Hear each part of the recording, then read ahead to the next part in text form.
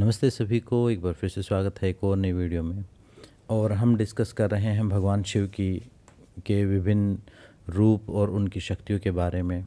एक पूरी श्रृंखला हम वीडियो की बना रहे हैं भगवान शिव के ऊपर, तो उसी श्रृंखला की अगली वीडियो है ये। तो आज की इस वीडियो में हम जानते हैं कि जो भगवान शिव के जो अवतार हैं उनका मतलब क्या है। लास्ट वीडियो में हमने जाना था, ये सारी वीडियो जो हैं स्टेप बाय स्टेप आप देखेंगे तो ढंग से आपको समझ में आएगा। लास्ट वीडियो में हमने जाना था कि पहले पराशिव हैं, फिर सदाशिव हैं, फिर परम शिव हैं जिसको महेश कहते हैं, ब्रह्मा विष्णु महेश। मतलब अब जो महेश का जो रूप है, जो शिव का जो ये रूप है, ये जो इनका काम है विलय करना। मतलब कोई चीज़ है तो नष्ट करना, उसको समाप्त करना, उसका अंत करना और उसका विलय करना और दोबारा से उसको प्रकृति के साइकिल में डालना।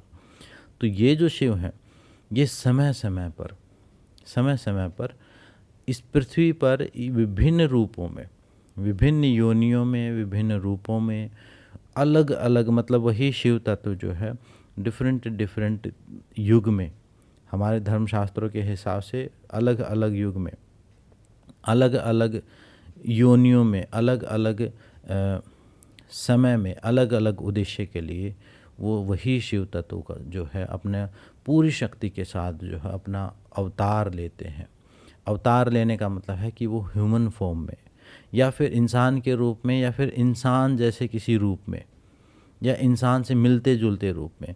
क्योंकि हम जो इंसान हैं हमें लगता है कि हम ही यहाँ पर सबसे उच्च स्तर की योनि है, लेकिन ऐसा नहीं है।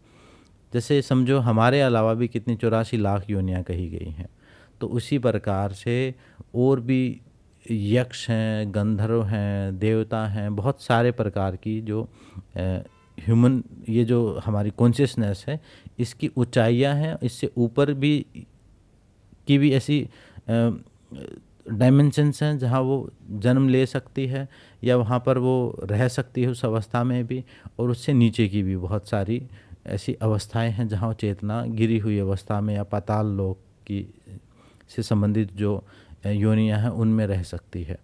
तो जब भी ज़रूरत पड़ती है तो वो जो शिव तत्व है वो समय समय पर अलग अलग रूप में मैनिफेस्ट होता है।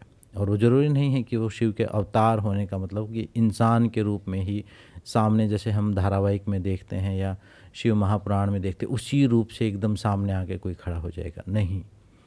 वो शक्ति है, वो परम शक्ति है, वो अपना रूप धारण करती है।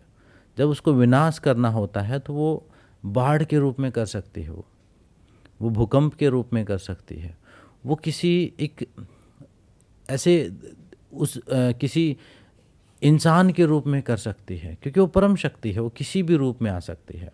तो वो जो रूप लिए जा रहे हैं उस रूप को, वो जो समय समय पर मुख्य रूप से जो रूप लिए गए हैं वो अवतार कहे गए हैं। यानी उस रुद्र यानी भगवान शिव के जो हैं नॉर्मली 19 अवतार कहे गए हैं। मतलब 19 प्रकार के, जिनमें से अलग अलग हैं। अश्वत्थामा है, पिपलाद है, जैसे हनुमान जी जो हैं भगवान शिव का ही अवतार हैं। एक किसी समय में किसी उद्देश्य को पूरा करने के लिए भगवान शिव ने उस रूप में भी खुद को मैनिफेस्ट किया ताकि एक उद्देश्य को पूरा किया जा सके। उसी प्रकार से भैरव जो है वो भी भगवान शिव का एक अवतार है। भैरव का काम है प्रोटेक्शन करना, भैरव का काम है राक्षसों के वध करना। जब वो सब काम करना था तो भैरव का रूप लिया। तो अब ऐसा नहीं कि वो हो ही गए, आगे भी शिव अलग अलग रूप लेंगे और जैसे जैसे ज़रूरत पड़ती रहेगी। सौम्य रूप में भी हो सकते हैं वो, या रुद्र हैं तो वो नॉर्मली अग्रेसिव रूप में ही होंगे, या किसी योद्धा के रूप में होंगे, या किसी, अब हम अगर ओपन माइंड से सोचें तो किसी एटम बम के रूप में, किसी ऐसे डिसीजन मेकर के रूप में आ सकते हैं, क्योंकि वो खुद को मैनिफेस्ट करने वाली वो एक शक्ति है। वो शक्ति किसी इंसान के अंदर इंस्टॉल हो जाए तो वो शिव का ही रूप हो जाने वाला है। कोई उसके लिए अलग से ऐसा नहीं कि वो, जैसे हम फिल्मों में देखते हैं कि वो शिव किसी के गर्भ में आएंगे, फिर जन्म लेंगे, फिर वो बड़े होंगे। वो एक शक्ति है, जहाँ भी वो अटैच हो जाएगी वो किसी व्यक्ति के साथ अटैच हो गई, वो किसी घटना के साथ अटैच हो गई, वो किसी पंच तत्व में किसी एक तत्व के साथ अटैच हो गई, तो उसने अपना जो उद्देश्य पूरा करना है वो पूरा करती ही है। हाँ, हमें पता उनका है जो शास्त्रों में लिखे हैं, हमें पता, मैं ये कहता हूँ कि अनंत अवतार हैं शिव के अनंत अवतार हैं, हम काउंट नहीं कर सकते। हमें तो वो पता है कि जो एक शास्त्र में लिखे हुए हैं, जो इंसान जैसे दिखते थे उनकी गणना हमने की हुई है, लेकिन बाकी रूपों का